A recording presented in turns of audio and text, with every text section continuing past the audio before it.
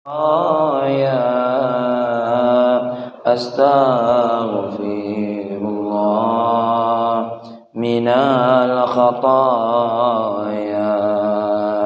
أستغفر الله رب البرايا أستغفر الله من الخطايا ربي زدني علما نافعا ووفقني عملا مقبولا ووهب لي رزقا واسعا وتوب علي توبة نصوحا وتوب علي توبة نصوحا. Assalamualaikum warahmatullahi wabarakatuh. Alhamdulillah wassalatu wassalamu ala nabiyyina Muhammadin ibn Abdillah wa alihi wassahabah amma ba'd. Qala Allah Ta'ala fil Qur'anil Karim, a'udzu billahi minasy syaithanir rajim. Bismillahirrahmanirrahim. Kita baca sama-sama. Rabbi shrah li sadri wa yassir li amri wahlul 'uqdatam min lisani yafqahu qawli. Shadaqallahul azim. Allahumma inna nas'aluka fahman nabiyyin wa hibbal mursalin wa ilhamal malaikatil muqarrabin. Ya Fattah ya Alim iftah qulubana futuhal arifin. Jamaah semuanya yang dimuliakan oleh Allah, kita pagi hari ini melanjutkan kajian kita tentang Al-Hikam. Namun sebelumnya ada hal yang penting saya sampaikan. Kadang-kadang setiap pengajian senantiasa saya mengajak kita berdoa sama-sama dengan doa yang diajarkan oleh Allah kepada Nabi Musa alaihis salam. Doa ini termasuk doa pamungkas karena doanya secara umum. Rabbi shrah li sadri. Ya Allah, ya, bukakanlah hatiku, dadaku. Cerahkan, berikan cahaya supaya lepas dari rasa takut, rasa gelisah, ya, rasa seolah-olah kita ini putus asa, tidak ada jalan yang lain. Maka kita berdoa kepada Allah, Rabbi shrah li sadri. Yang menurut manusia tidak masuk akal dengan doa ini. Bahkan membuka jalan-jalan yang luar biasa. Maka hati ini, kenapa Allah letakkan takwa dalam hati? Manusia itu suntuk, senang, bahagia letaknya di hati. Makanya dalam ilmu tasawuf, dalam ilmu hikam, itu yang dibina adalah hati. Iman, Islam, ihsan, sumbernya semuanya dari hati. Maka kita minta kepada Allah, Rabbi shrah li sadri. Kalau hatinya sudah lapang, tentu nanti akan muncul ide-ide yang cemerlang dari akal setiap manusia. Kalau otaknya sudah cemerlang karena hati yang lapang tadi, maka anggota tubuh yang lain pun akan bergerak dengan di luar di luar takaran manusia. Coba lihat, siapa tidak takut ngadep Fir'aun seperti Musa? Ya, coba siapa yang tidak takut? Makanya Mang Fitri tidak dipilih jadi Nabi Musa. Mendak tuh tidak kelokak metu dari rumah. Ya, maka ketika Allah perintahkan kepada Nabi Musa untuk menghadap Fir'aun, apa dalam Al-Quran tuh? Ya Allah, fa innahu tagha, Fadhhab ila Fir'auna fa innahu tagha. Pergi sana ke tempat Fir'aun. Dia tuh menentang Allah. Ya. Dia itu menentang Allah, maka harus lawan. Rabbi syrah li sadri. Maka doa itu membuka rasa takut, rasa gelisah, galak-galak. Nah, kita ini banyak Fir'aun kita ini. Yang kita hadapi Fir'aun ini banyak. Ya. Bukan Fir'aun dalam sosok orang saja. Yang kita hadapi banyak. Kadang-kadang anak kita yang nakal, Fir'aun. Nak nasihatinya bingung. Melawan. Habis akal, maka doa ini yang buka kita. Kadang-kadang punya karyawan, Fir'aun. Ya, doa ini ada anak buah yang, ya Allah, Fir'aunnya anak buah. Kita lah ngenjuk gaji, dikatoinya pulau.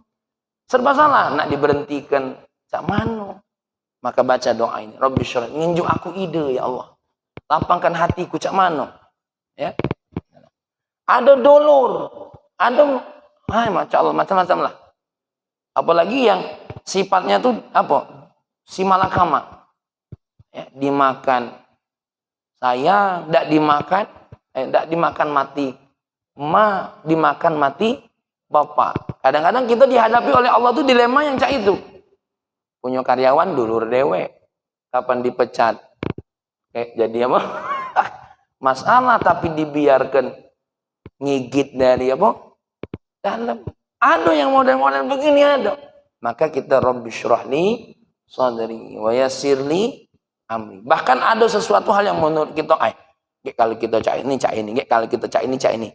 Itu setan itu yang berpikir cak itu. Maka Rabbi syrah li sadri wa yassir li, termasuk nak jualan. Termasuk nak apa baik? Nak dagang, nak ikut tes. Kalau kau tak lulus cak mano? Kalau kau nah ini banyak gak nih. Ya. Banyak. Kecuali pertimbangannya itu halal dan haram. Pertimbangannya tuh maslahatnya lebih besar atau madharatnya yang lebih besar. Ya, itu pasti ada. Nah, maka doa Rabbi syrah li sadri wa yassir kemudian apa? Wa yassir li amri. Kita minta kepada Allah, mudahkan urusanku. Karena urusan ini tidak kata yang mudah. Ya, ada yang menurut kita mudah, tapi menurut orang lain sulit. Contoh, ya, jangan heran kalau ada orang lagi bingung. Apa kau nih? Aku nih lagi cak ini, cak itu baik. Menurut kita, menurut dia. Jadi kadang-kadang wak soleh aud jangan nengok sesuatu hal yang menurut kita mudah, laju kita ngengek menurut seseorang yang dianggapnya apa? Sulit, karena dia punya kondisi tersendiri. Punya kondisi tersendiri. Ya, tidak mudah nak letakkan halal dan haram itu tidak mudah. Ya, tidak mudah. Maka kita jangan heran. Jangan heran. Maka coba kita lihat ada satu kisah Nabi Muhammad. Ini kisah Nabi Muhammad. Beliau lagi diajak oleh pamannya pergi ke negeri Syam untuk jualan. Tapi usianya sudah remaja waktu itu. Sudah punya keberanian. Sudah remaja. Subhanallah, dia ini pergi orang tiga. Beliau Nabi Muhammad, kemudian pamannya Abu Thalib, yang satu lagi sepupunya Nabi, pamannya Nabi Muhammad Abbas, ya. Abbas, dua pamannya pergi. Jadi di Syam itu ada orang lagi tumbal, tumbal di laut. Yang dikorbankan siapa? Seorang ibu-ibu sama anaknya. Kenapa dikorbankan? Karena dalam beberapa waktu ini banyak ikan sudah tidak banyak muncul. Dijaring, tidak dapat. Akhirnya ada pendeta mereka, ada pendidik agama mereka bilang apa? Sudah kita tumbal, cuma ini tumbalnya, ini bini wong. Ya, kalau bini dia dewek taruhlah bini wong ditumbalkan. Sama anak wong ditumbalkan. Nabi Muhammad nengok kayak gini tidak nerimo. Waktu itu belum jadi nabi beliau. Tidak nerimo beliau. Langsung ditolongnya, dibuka ikatan. Ya. Paman Nabi Abu Thalib cemas. Ngapa cemas? Orang-orang ini lagi bersembahan galau. Nabi Muhammad beda sendiri, malah mau apa? Mau ngambil tumbal tadi. Kata Abu Thalib, nah ini kacau kalau ketahuan. Ya, kacau ketahuan. Dan memang ketahuan. Ketika ketahuan, mau dia apa? Mau dihalangi. Ya, paman Abu Thalib waktu itu bingung, cak mana nak ngalanginya? Kami cuma wong 3. Wah, masyarakat. Lalu siapa yang membela? Allah perintahkan laut untuk menjadi besar. Nyerang mereka-mereka ini. Diserang dengan ombak. Sampai Nabi Muhammad menyelamatkan 2 anak ini. Tapi Nabi Muhammad tidak cuma menggunakan mukjizatnya untuk apa? Untuk nyerang wong ini. Tapi apa? Nabi Muhammad memahami kehendaknya. Kenapa mereka membuat tumbal? Karena mau minta ikan. Ya. Lalu Nabi Muhammad melihat air, melihat laut, dan dia meminta kepada Allah supaya didatangkan ikan. Dan luar biasa, ikan itu datang tidak perlu dijaring. Ombak yang besar tadi memuncratkan apa? Ikan-ikan. Aku yakin kalau kita yang ada di situ berebut. Lokak belago antara Pak Ari dengan Pak Yul, banyak-banyak aniwa. Kenapa? Ikan itu muncrat seperti apa? Dilemparkan oleh Allah Subhanahu wa taala melalui ombak-ombak. Jadi, ya, sikap seseorang itu apa? Memang ketika kita mau membuka seseorang, ya, bersekaligus dengan apa? Dengan diberikan jalan kemudahan. Maka kita ini minta kepada Allah, yassirli amri. Ya. Maka kalau kita nengok, ya Allah Muhammad, kata mungkin pamannya, alangkah bahaya kau nih. Bagi kita susah, bagi dia mudah. Ya. Jadi kadang-kadang bagi orang susah, bagi kita mudah. Kadang-kadang bagi orang mudah, bagi kita susah. Nah, doa ini terlepas nak wong lain mudah, nak wong lain susah. Doa ini terus, Rabbi shrah li sadri wa yassir li amri. Sama seperti Firaun. Ketika berhadapan dengan Nabi Musa, tentu berat dengan Nabi Musa ini. Jangan dikira dia bakal kena Nabi. Apakah Nabi Musa tahu kalau Firaun itu bakal kalah? Tidak tahu. Sama seperti Nabi Ibrahim. Tahu tidak kalau Ismail itu bakal apa? Jadi kambing? Tidak tahu. Cuma perintah Allah sembelih yang namanya anakmu. Sembelih. Kita tidak tahu. Ya, baru yang berikutnya apa? Rabbi shrah li sadri wa yassir li amri wahlul 'uqadah. Apa 'uqadah itu? Kesulitan yang ada di lidah. Ini lidah ini tidak mudah mau ngomong. Tidak mudah, apalagi Nabi itu orangnya cadel. Kenapa cadel? Karena kerjaannya siapa? Kerjaannya Firaun sendiri. Ya, Nabi Musa disuruh milih yang mana? Antara lemak sama areng. Tidak tahunya Nabi Musa disuruh milih areng. Diperintahkan oleh Allah untuk milih areng. Nunjukkan dia lebih senang yang penuh dengan tantangan daripada makan bolu. Kalau kita antara areng sama sate, milih mana? Ketinggalan, sudah senyawa Pak Soekarno, sudah jawab lah, sudah senyawa lah, tahu. Ya, pasti kita milih yang di pojok areng. Ya, itulah bedanya. Kenapa?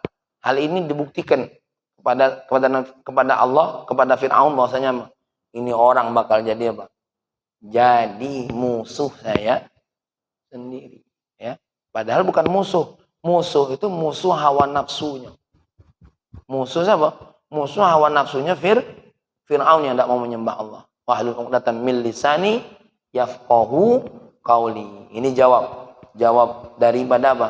Fi'il amr yang diminta kepada Allah agar mereka paham ucapanku. Nah, ini termasuk doa pamungkas ini sebenarnya, bukan doa untuk ceramah baik. Yang nak jualan pakai doa ini. Ketika nak nawarkan sesuatu pakai doa ini. Ya.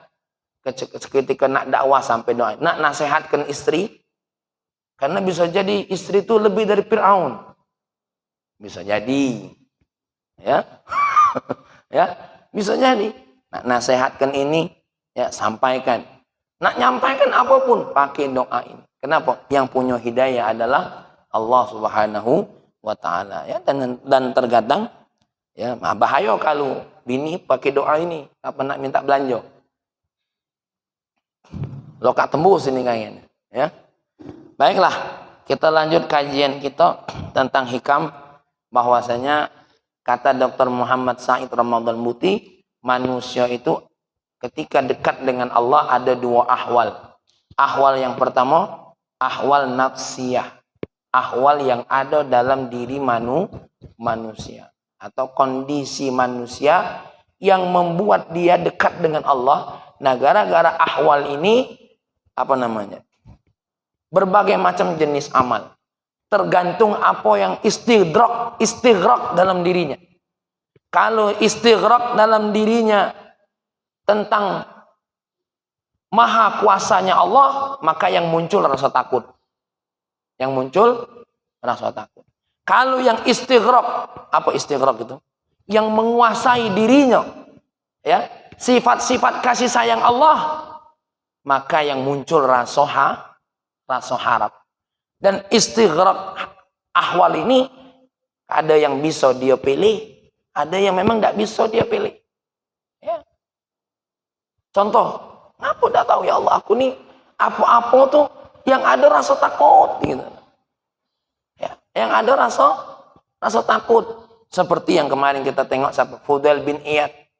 Wong lain sibuk berdoa, wong lain sibuk apa? Maka jangan heran motivasi hadis Nabi macam-macam kepada orang yang haji. Apa kata baginda Nabi? Al-umratu ilal umrah mukaffiratun lima bainahunna, ya, wal hajju falaysa lahu jazaa illal jannah. Dari umrah ke umrah itu penghapusan dosa. Dan pahala wong haji tidak katik lain kecuali apa? Apa? Wal hajjul mabrur, haji yang mabrur tidak katik lain pahalanya apa? Surga. Ya. Nah, ini mungkin bagi orang yang ahwalnya penuh rasa takut, ya, penuh melihat ampunan Allah, ini yang dikejar. Tapi kalau seandainya aku haji itu bukan nak cepat akhirat baik, nak dapat dunia pula, nak punya rasa syukur. Hadis yang berikutnya, ini dengar ini hadis untuk yang hadir di sini. Apa kata baginda Nabi? Al-hujjaj wa umar wafdullah. Orang yang haji dan umrah itu tetamu Allah. Idza sa'alu, kalau minta dikasih. Wa idza da'au ujibu. Kalau doa diijabah. Wa idza anfaqu ukhlifa lahum. Kalau duitnya yang keluar diganti oleh Allah. Nah, ini cocok untuk Marsono. Maksudnya apa? Aku haji tuh nak banyak minta. Maka jangan heran, ada yang berangkat haji isinya apa? Doa permintaan kalau. Ya. Ini nampaknya ahwalnya Marsono. Ya. Sampai satu lah ini kira-kira. Ada ahwalnya yang pertama tadi. Yang kalau aku tuh bukan apa, aku haji itu tertarik dengan hadis yang mana? Yang tadi. Nah. Kenapa? Aku ini banyak dosa. Maka aku perlu umroh ini bukan apa? Ingin meleburkan apa? Dosa. Maka jangan heran kalau dia haji seperti Fudail bin Iyad. Apa gawe? Melamun, meletakkan pipinya di tangan, ingatkan dosa-dosa, mengalir air mata. Kalau masjid lain, ya Allah, selain dosa aku engkau ampuni, Allah tolong mebel aku lancarkan juga, ya Allah. Ya. Aku nih berangkat haji nih, ya Allah, makin duit bini ini, ya Allah. Tolong ganti ke biar di haji juga. Macam-macam. Ya, macam-macam. Tinggal tergantung ahwalnya. Dan tidak bisa dibuat-buat. Tidak bisa dibuat-buat. Ketika tidak bisa dibuat-buat, lakukan apa yang terdetik di hatimu. Karena itu tidak katik salahnya kan loh. Makanya, ya, ini Wak Pendi, Imam Nawawi dalam kitab Tuhfatul Murid menyebutkan ikhlas itu ada 3 tingkatan. Ikhlas itu ada berapa? Ada 3 tingkatan. Yang pertama, yang dikejar hanya Allah saja. Aku ini ibadah karena Allah saja. Yang kedua, karena janji Allah. Apa janji Allah? Surga sama neraka. Jadi kalau ada wong sholat minta surga, pengen jauh dari neraka, itu termasuk ikhlas. Boleh. Ya, tidak apa-apa. Siapa salah? Kau ini pamrih nian beribadah. Tergantung ahwal. Ini ngaji tasawufnya masih pintu gerbang, lacak kio anak nengok wong, nilai wong. Oh, ibadah kau ini tidak ikhlas. Nak minta surga. Jadi Ustaz Sukarno jangan cakioan lah. Ngaji tasawuf juga baru di pintu gerbang masjid sinilah. Ya. Apalagi di gerbang pintu Roma. Dengernya dari mik. Tidak selesai. Maka kategori ikhlas yang kedua, Bang. Orang yang masih minta surga neraka, itu menurut Syekh Nawawi, Imam Nawawi apa? Masih kategori ikhlas. Atau yang ketiga, apa yang dijanjikan oleh Allah dengan urusan dunia juga boleh. Sholat duha, pengen apa? Dimudahkan rezeki. Kenapa? Ya Allah, kalau aku dimudahkan rezeki, apa? Aku penuh jalan kemudahan sehingga apa? Tambah aku bersyukur kepada Allah dan memuji Allah. Tidak apa-apa. Cuma itu tingkatan yang ketiga. Yang tidak boleh itu sholat duha biar diomong keren oleh mertua. Nah, ini yang tidak boleh. Itu riak namanya. Tapi kalau semuanya terkait dengan janji Allah, tidak apa-apa. Kalau tidak percaya buka Tuhfatul Murid. Ya, ada niat. Jadi kita ini kalau tahu, tidak ada mudah ngecam orang. Oh, ini Mas Didi, apa dia? Sholatnya tuh supaya rezekinya banyak baik. Itu masih ikhlas. Masih kategori apa? Ikhlas. Menurut Imam Nawawi ada di. Kenapa? Semuanya ada kaitannya dengan apa? Allah Subhanahu wa ta'ala. Cuma yang paling tinggi apa? Allah. Ini tujuannya Allah saja. Itu seperti Rabi'atul Adawiyah. Ya Allah, kalau memang ibadahku untuk surga, haramkan surga itu untukku. Ya Allah, kalau memang aku ini ibadah karena takut masuk neraka, buka pintu neraka untukku. Tapi ya Allah, kalau memang ibadahku untukmu, ya, maka terimalah, mudahkanlah. Jangan kita ngato wong cak Rabi'atul Adawiyah, oh cak kiyowan, dia masuk neraka nian baru raso. Bukan itu ahwal dirinya. Ndak kate pula wong nak masuk neraka. Tapi apa? Itulah tingkatan yang ada dalam dirinya siapa? Rabi'atul Adawiyah. Gitu. Jadi kita jangan heran. Ada wong amal ibadahnya apa? Sholawat baik, istighfar baik. Aku ini tidak baca, Ustaz tidak istighfar. Dosa aku banyak niat. Nih, mianlah, jangan kita ngomong. Udah manu, cak kata ibadah yang lain. Lah, ngapo? Ada apa? Biarlah. Ya. Nah, ini ahwan nafsiyah sedikit mengulang. Baru yang berikutnya, inilah yang disebut dengan al-ahwal ijtimaiyah. Kondisi yang memang ada dalam apa? Sosial kehidupan kita. Tentu jenis ibadahnya beda-beda. Ingat ya, jenis ibadah ini bukan ibadah asasiyah. Ibadah asasiyah sama. Sholatnya 5 waktu. Kalau sholatnya 6 waktu lain lagi cerita. Ketentuan puasanya di bulan Ramadan. Hajinya di Arafah, bukan di padang bola tanding. Kalau ada di padang yang lain bahaya. Ya. Puasa apa? Zakatnya jelas ada 2. Ada zakat harta, ada zakat badan. Zakat harta yang banyak modelnya. Ya, kita tidak masuk bab ini dulu. Tuh ibadah asasiyahnya itu sama. Yang bedanya apa? Ibadah yang di luar asasiyah. Ya, maka ahwal ijtimaiyah apa kata beliau? Apa yang maksud dengan ijtimaiyah? Fal muradu biha ma yata'arradu lahul insan minal intiqali min halil uzubah ila zawaj. Salah satunya apa? Seperti seseorang, apa yang terjadi pada diri manusia dari perpindahan. Contoh apa? Kondisi bujang dengan nikah. Ini ijtimaiyah. Seseorang yang nikah sama seseorang yang belum nikah, itu kadang-kadang jenis ibadahnya beda. Wa min halil faragh ila taqayyud bil wadhaif wal a'mal. Contoh, dari masa nganggur sehingga punya masa lembur. Nganggur sampai punya waktu kerja. Beda. Orang yang nganggur sama wong yang lembur sama wong yang punya kerjaan beda. Maka jangan heran. Ini kadang-kadang kita nengok tetangga sibuk mancing, oh lemaknya, dia nganggur. Kita yang ada gawean, jangan nak mancing terus, Marso. Ya, ini kadang-kadang Mang Fitri nengok wong ini. Ada orang ini awalnya beda. Bujangan punya jenis ibadahnya sendiri, ya. Yang sudah berkeluarga punya jenis ibadahnya sendiri. Yang belum punya kerjaan punya ibadahnya sendiri. Yang sudah punya kerjaan punya jenis ibadahnya sendiri, ya. Kama yuradu biha tanawwu'ul ma'arif wal ikhtisasat ilmiyah wal amaliyah wal mahniyah. Sama seperti halnya apa? Seseorang punya keahlian yang beda-beda. Dokter di bidang kesehatan, ya. Pak Ari Payul di bidang usaha, ya. Yang ini di bidang apa? Produksi lemari.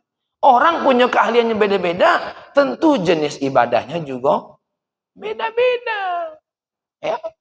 Janganlah jadi dokter, lagi nak jadi pemain bola pula.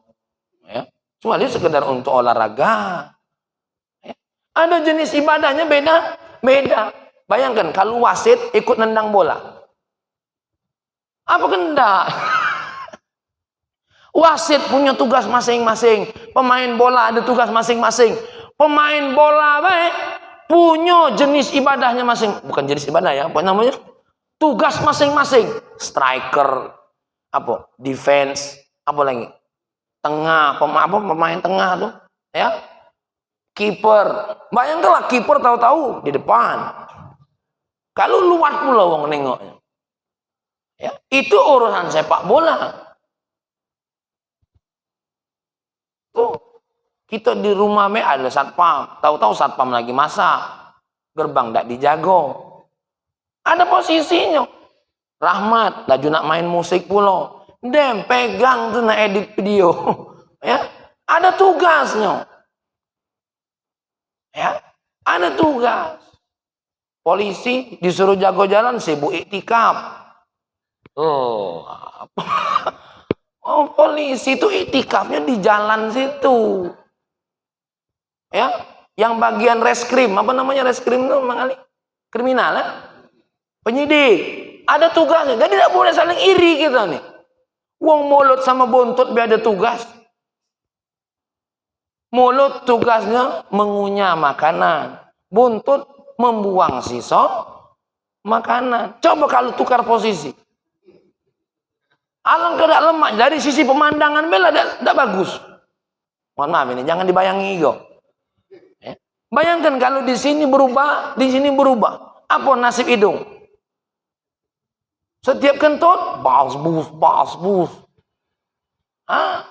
Belum lagi depan mata. Ketengokan niat. Lah, metu terus. Tapi subhanallah, Allah sudah kasih posisi masing-masing. Tangan ada tugasnya dan batasannya. Kaki ada tugas dan batasannya. Ya, bayangkan rambut kita nih. Untung rambut kita ini ada batasannya. Coba kalau lari-lari ke muka. Maka dikasih oleh Allah yang indah. Ada rambut di bagian kumis sama jeng. Coba kalau sepenuh-penuhnya. Ada batasannya. Allah sudah kasih batasannya. Alis kita ada di sini. Bayangkan kalau alis sampai nutup mata. Teko kelopak mata ada bulunya kalau. Ini. Ini indah. Ya. Bulu ketek batasannya cuma di sini. Coba kalau nyebar-nyebar sampai ke sini. Lah lucu lah. Dan lemak pula nengok. Sudah jangan bayangkan bulu yang lain, Dem. Ini lah Pak Yul nak nyebut. Dem, tahan. Ini contoh baik. Bahwasanya coba jari kita nih kalau telunjuk kalau. Tidak indah. Tapi, nah, ada tugasnya masing-masing. Jempol, ngorek hidung, bisa dua. Kamu ini, ya Allah, nikmatnya luar biasa. Nah, makanya kata orang tuh, man arafa nafsahu arafa Allah. Siapa yang tahu tentang dirinya, maka orang itu akan kenal dengan Allah. Ya, maka ini contohnya. Ya. Belum lagi yang namanya tugas tadi, amal sama apa namanya? Sama keistimewaan, ada juga tafawutnya. Wa tafawutul wadhaifil idariyah wasiyasah. Di dalam urusan kerja ada tingkatannya sendiri. Dokter di dalam laboratorium itu kan ada tingkatannya sendiri, betul nggak? Coba kalau segala di laboratorium tangan galau. Siapa nak mintain tanggung jawab? Maka ada satu yang jadi ketua, dimintain tanggung jawab. Ada yang bagian analisa ini, ada yang bagian analisa ini. Semuanya ada tuh tugas. Di bagian mebel Mas Didik ada bagian yang nerima duit. Coba kalau nerima duit, kemana duit itu? Bayaran ke sini, mesen ke sini, yang lain bagian buat. Ada bagian ngantar. Ini namanya al-ahwal ijtimaiyah. Maka apa kata beliau? Idza tabayyana hadza, kalau ini sudah nampak bagi kita, fa'lam annal faraid allati amara Allah biha, ya. Ketahuilah sesungguhnya kewajiban-kewajiban yang Allah perintahkan dengan adanya ahwal tadi, tasyakkalal jami'ul mushtarak baina ashabi hadhil ahwal kulliha. Maka akan apa? Akan ada bentuk kerjasama, kebersamaan antara orang-orang yang punya kondisi ini semua. Dzalika li'annahum jami'an mukallafuna bitilkal asasiyat. Tapi ingat, mereka semua tidak lepas dari apa? Ibadah asas yang Allah wajib kepada mereka semua. Ya, kearkanil Islam, seperti rukun Islam, ya, seperti rukun iman, itu semua wajib.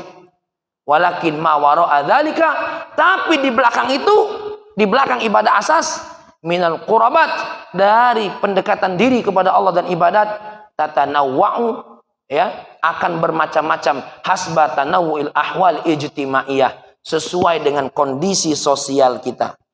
Allati yataqallabul muslim fi ghamariha, tergantung apa yang didalemi, ya, pada diri manusia. Ya. Contoh, syabun lam yatazawwad, pemuda yang belum nikah, fahuwa la yahmilu illa mas'uliyatan nafsihi, orang yang masih bujang tidak punya tanggung jawab lain kecuali apa? Dirinya sendiri. Kalau sudah punya suami, tidak baca. Istri nak ditanggung jawab, ya, nak ditanggung jawab, dijawabi. Belum lagi kalau punya anak. Tidak bisa orang yang sudah nikah seperti orang yang belum nikah, punya tanggung jawab. Ya. Syabun lam yatazawwad fa huwa la yahmilu ila mas'uliyati nafsihi al-a'mal al-muqarribah ila Allah binisbati lahu. Dan dia punya amal sendiri yang cocok untuk dirinya. Maka jangan heran kalau ada pemuda yang apa? Yang lebih bagus dia apa? Apa namanya? Mungkin belajar. Ya enggak? Apa namanya? Belajar dalam artian apa? Belajar seperti santri. Duduk mondok. Mondok nian bertahun-tahun enggak balik-balik. Wajar karena masih pemuda.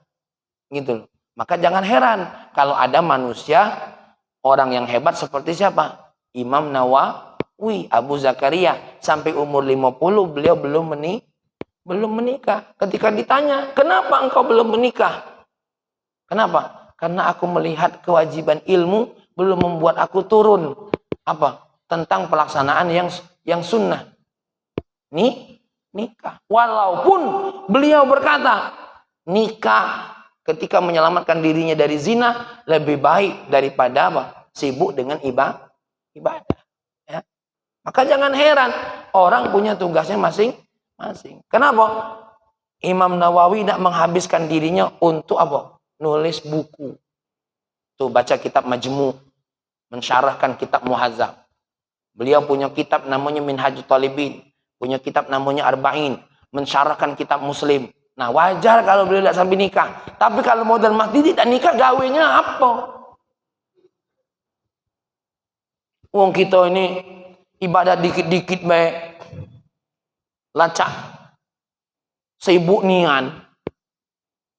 Kenapa? Hari-hari Imam Nawawi apa? Dari mulai beliau bangun, tidak kata lain isinya apa? Ilmu dan... Nah, kalau kita tidak cak itu, tidak usah nak milu-milu. Ini kadang-kadang ada yang cakiwan. Aku nak seperti Imam Nawawi Abu Zakaria. Toeng. Tidak usah milu-milu. Seperti siapa? Rabi'atul Adawiyah tadi. Kenapa? Ya, kalau itu ahwal nafsi ya. Ini awal ijtima'nya. Ya, awal ijtima'nya. Tapi awal nafsinya siapa? Rabi'atul Adawiyah memang belum apa? Aku belum nak jatuh cinta selain kepada Allah. Dan itu tidak bisa dibuat-buat. Jangan kaget habis ini ada yang buat-buat. Aku nih nak cak Rabi'atul Adawiyah. Ya. Karena ahwalnya beda-beda. Makanya kalau kita nengok orang, ada yang mungkin belum nikah, mungkin ada ahwalnya sendiri. Jangan laju dikatoi. Ya. Tapi kalau nak mau tipak, kecuali kalau jadi katik gawe, seperti yang di belakang Ustaz Topan itu, Dr. Topan. Katik gawe dak nikah, apa gawe? Ya. Ya. Ya. Gawe. Apa yang dikucak? Ya katik. Ya. Nah, tatabu'ul majelis ilmu. Tapi jangan heran kalau yang bujang pindah dari majelis ke sini ke majelis yang sini. Jangan heran. Jangan heran. Jadi itu memang apa namanya? Memang punya ahwal tersendiri. Sama seperti, mohon maaf, orang miskin sama oke lah, suami sama istri lah. Istri ketika anak masih kecil-kecil, dia bangun jam 2. Kita tidur, dia bangun buat susu anak. Dia tidak ganggu kita. Mising, pampersnya dia yang bersihkan. Tidak bangun kita. Tiba-tiba kita bangun jam 3, ngatoi bini kita. Dasar pemalas tahajud. Apa kendaknya? Ibadah dia tadi. Nyusuin anak. Bersihkan popo. Kalau dia sampai bisa tahajud, ziyadah. Jadi kita tanya, ngapa tidak tahajud? Ngantuk nian kak, malam tadi bangun jam 2 sampai jam 3 berapa kali? Anak kita lagi demam. Ya, kita tidak dibanguninnya, dia dewe yang sibuk. Maka kalau dia lagi tidak tahajud, jangan kita ganggu. Ya, jangan kita ganggu. Kenapa? Dia punya ahwal ijtimaiyah dia dewe. Nah, kita jadi laki mentang-mentang tidur nyenyak dari jam 9, tahu-tahu terkejut jam 3, sok-sok jadi waliullah, laju marahi bini. Astagfirullahalazim. Kamu tidak ingat kepada Allah. Wow. Kita waktu anak nangis kemana? Cakiwan. Dia waktu kita tidur, dia nyusui anak kita. Habis nyusui kita, lah ngapa ke sana-sana? Ya. Maka kadang-kadang mohon maaf Mang Rosik, ada wong-wong yang baru nak dekat dengan Allah, cekiwannya. Karena saya pernah dulu bawa jamaah umroh Dr. Topan, ya, sampai apa? Bersikap kasar dengan bininya gara-gara urusan agama. Jika kau tidak beragama, kau tuh pura-pura beragama. Tidak katik wong beragama membuat bini kita jadi kesal dengan kita beragama.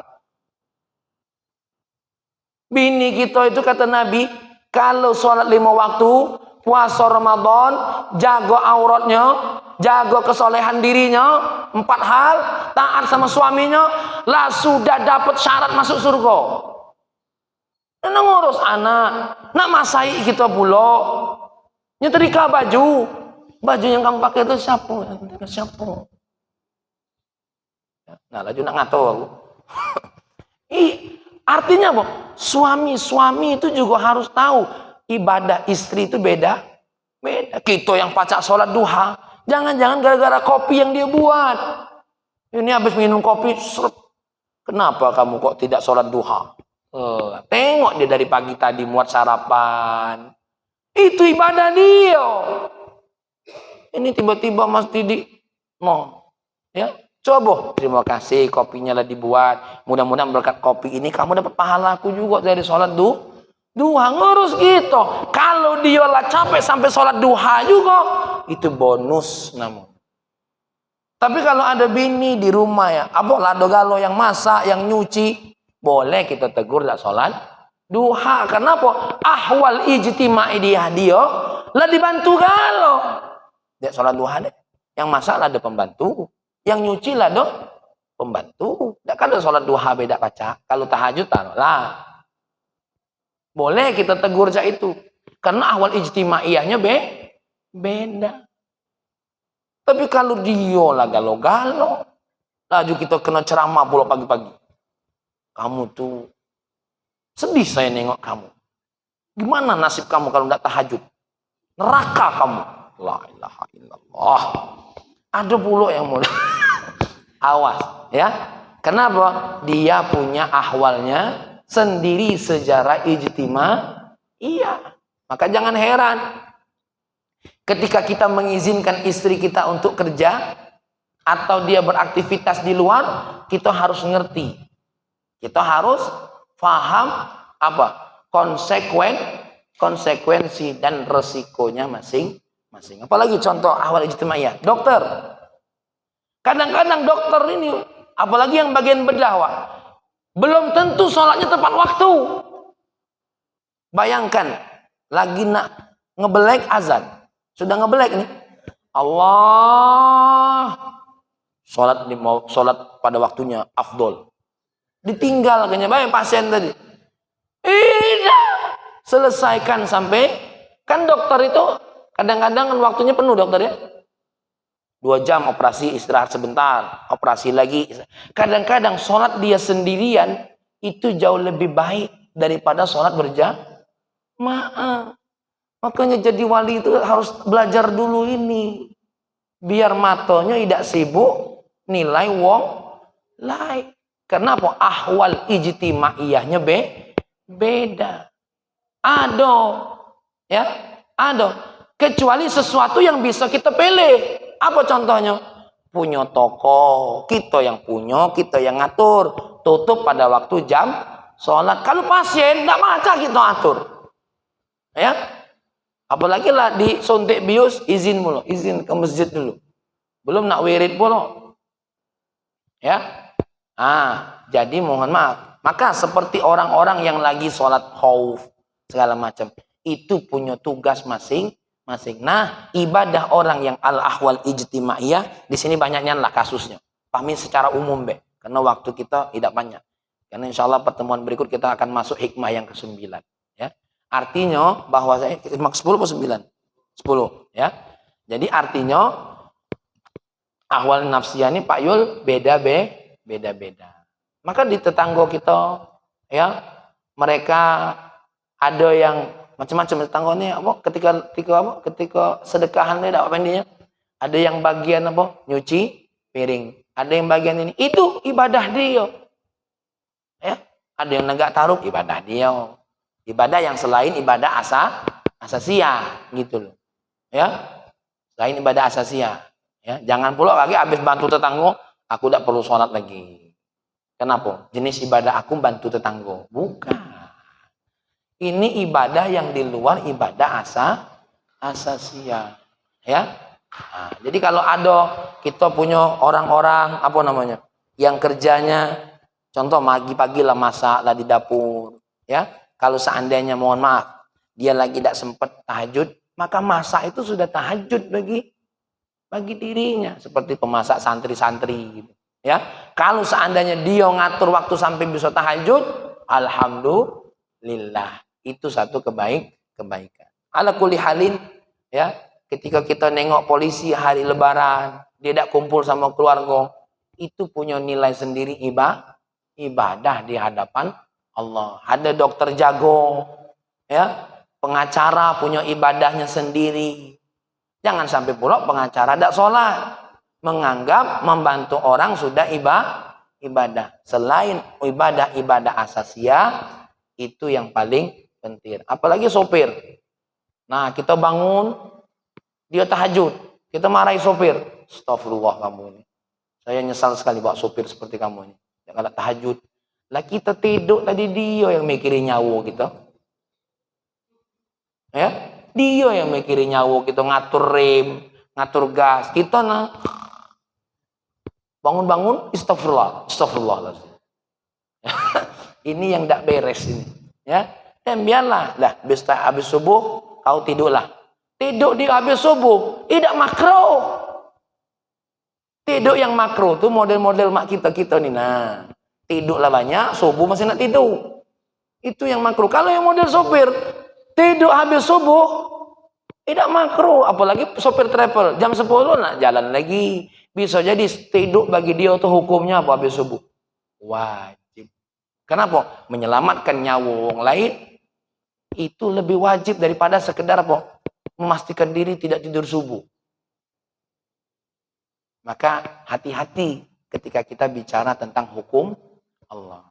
Maka orang yang bicara hukum Allah tidak bisa fikih sendiri, maka ada fikihnya, ada tasawufnya. Ya, tapi tasawuf tanpa fikih akan menjadi zindik, kata Imam Malik radhiyallahu anhu. Ini sajalah kajian kita. Mudah-mudahan habis ini kita bisa tahu ahwal diri kita masing-masing tentang apa? Ibadah-ibadah sunnah, ibadah-ibadah tambahan, ya, tentang diri kita dan juga siapa? Orang-orang yang ada di sekitar kita. Satu pertanyaan barangkali? Datik. Oh, udah datik sudah. Ya. Datik kan? Allahumma salli wa sallim ala sayyidina Muhammad wa ala ali sayyidina Muhammad. Ya Allah, berikan kami cahaya supaya kami makin cerdas melihat sesuatu yang ada di hadapan kami dan ada yang ada dalam diri kami, ya Allah. Mudah-mudahan kami mengerti tentang ahwal diri kami, ya Allah. Dan jadikan kami orang yang pandai membaca ahwal diri dan ahwal kehidupan kami sekitarnya, ya Allah. Sehingga kami tepat memilih amalan apa yang paling diutamakan saat ahwal itu terjadi. Ya Allah, ya Rahman, ya Karim, jadikan kesadaran ini juga menjadi kesadaran bagi orang-orang yang ada di sekitar kami, ya Allah. Sehingga kami ada pada posisi watawasau bil haqqi watawasau bis sabr. Bukan watawasau bil batil watawasau bil maksiyah. Bukan saling memberikan nasihat untuk kebatilan dan kemaksiatan kepadamu. Rabbana ya Allah, tsabbit qulubana ala dinik. Mantapkanlah hati kami untuk senantiasa berada dalam agamamu, ya Allah. Wahdina siratakal mustaqim. Beri kami petunjuk, ya Allah, pada jalan-jalanmu yang lurus. Siratal ladzina an'amta alaihim ghairil maghdubi alaihim waladhdallin. Sebagaimana jalan orang-orang yang kau beri nikmat, bukan jalan-jalan yang kau murkai. Rabbana atina fid dunya hasanah fil akhirati hasanah wa qina adzabannar. Walhamdulillahirabbil alamin. Demikian, mohon maaf. Assalamualaikum warahmatullahi wabarakatuh.